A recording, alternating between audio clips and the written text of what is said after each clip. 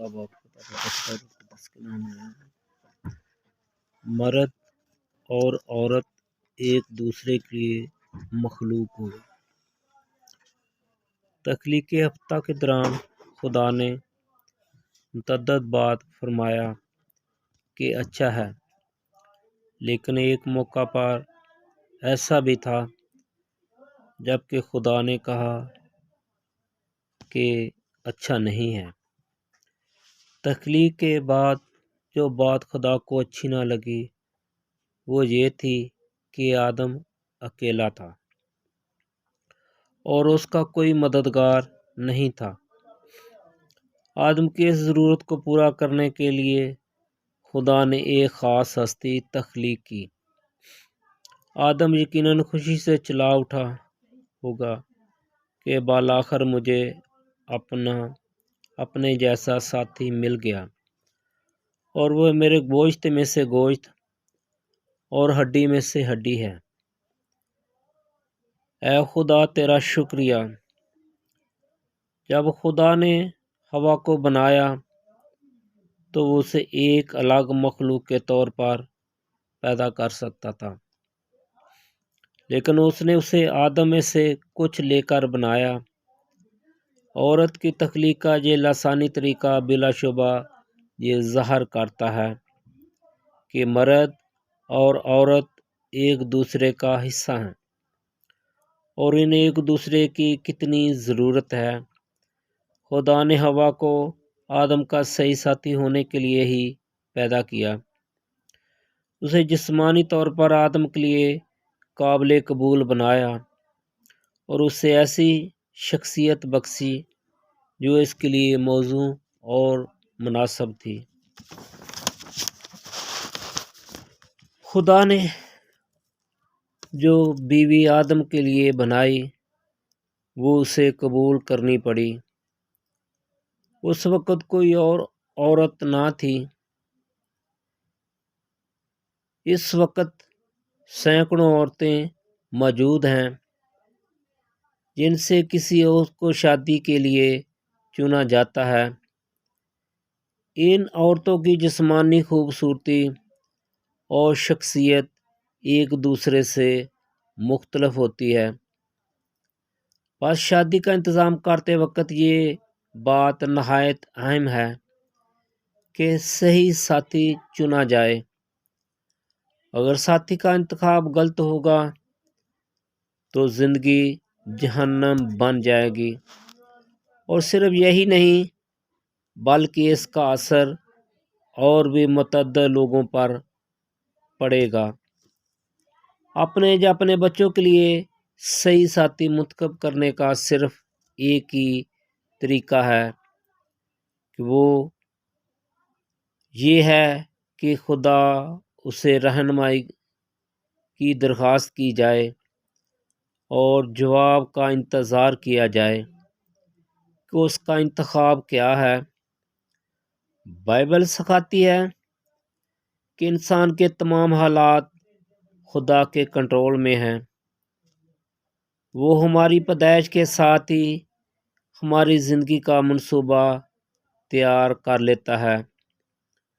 कौम के रहनुमा उसकी तरफ से मुकर्रर होते हैं और यहाँ तक कि हमारे सर के तमाम बालों की तादाद भी जानता है। बस हमें यकीन रखना चाहिए कि उसने अपने बच्चों के लिए सही साथी चुन रखा है। ज़िंदगी का साथी चुनते वक्त मुतअद्दिद बातों को ध्यान में रखना पड़ता है, मसलन तालीम, कौमियत, मज़हब, ज़बान, माली हालत और शख्सियत वगैरह। लेकिन एक मसीह के लिए सबसे अहम शर्त दूसरा करंथियों 6:14 में मिलती है। बेईमानों के साथ नाहमवार जुए में ना जुतो, क्योंकि रास्तबाजी और बेदीनी में क्या मेल जोल है। या रोशनी और तरीकी में क्या शराकत। ये शादी के उन 6 असूलों में से पहला असूल है। جن کی بابت ہم سیکھنا چاہتے ہیں۔ ایک نجات یافتہ شخص کے لیے لازمی ہے کہ وہ کسی نجات یافتہ شخص سے شادی کرے، ورنہ مجرد رہے۔ ہمارے ملک میں مسیحی لوگ اپنے بیٹوں بیٹیوں کی شادی مسیحی خاندانوں میں کرتے ہیں، لیکن کیا یہ ہماری رہنمائی کے لیے کافی ہے؟ دوسرا کرنتھی میں پولس رسول کا محض یہ مطلب نہیں ہے کہ مسیح کسی مسیح سے شادی کرے۔ ایک مسیح دوسرے مسیح سے شادی کرنے کے باوجود بھی دوسرا کرنتھیوں 6:14 کی خلاف ورزی کر سکتا ہے۔ اس کی وجہ یہ ہے کہ دنیا میں دو قسم کے مسیح پائے جاتے ہیں، ایک وہ جو مسیح کے بہائے ہوئے خون پر ایمان لانے کے باعث نئے سرے سے پیدا ہوئے، اور دوسرے وہ جو مسیح خاندان میں پیدا ہونے کے باعث مسیحی ہیں۔ اگر اس پہلے اور اہم اصول پر عمل نہ کیا جائے تو پھر روحانی غار قائم کرنے کی کوئی بنیاد نہیں ہو سکتی۔ اس تفسیر میں بعد ازاں آپ کو خدا کی مرضی معلوم کرنے کے لیے ان 4 رہنمائی اصولوں کے متعلق بتایا جائے گا۔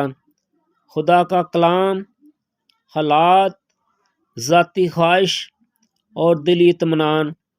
اکثر اوقات حالات ایسے ہوتے ہیں کہ 2 خاندان شادی کے لیے متفق ہو جاتے ہیں۔ بعض اوقات مرد اور عورت اپنی مرضی سے بھی شادی کر لیتے ہیں، لیکن یہ کتنی مرتبہ کہ وہ خدا کی مرضی معلوم کرنے کی کوشش کرتے ہیں۔ کتنی مرتبہ یہ سوال پوچھا جاتا ہے کہ کیا وہ دونوں نجات یافتہ ہیں یا نہیں۔ مجھے ایک خاندان کے متعلق معلوم ہے، ان کے عزیزوں نے ان کی نوجوان نجات یافتہ لڑکی کے لیے شادی کا انتظار کیا۔ جب ان سے دریافت کیا گیا کہ کیا لڑکا نجات یافتہ ہے تو وہ منہ تکنے لگے اور جواب نہ دے سکے۔ ان کے چہروں سے صاف نظر آتا تھا کہ انہوں نے اس کے متعلق سوچا ہی نہیں تھا۔ بہرحال چونکہ بات پکی ہو چکی تھی، اس لیے اب انکار نہیں ہو سکتا تھا۔ خدا ان کے پاک کلام کا پڑھا سنا جانا ہم سب کے لیے باعث مسرت ہو۔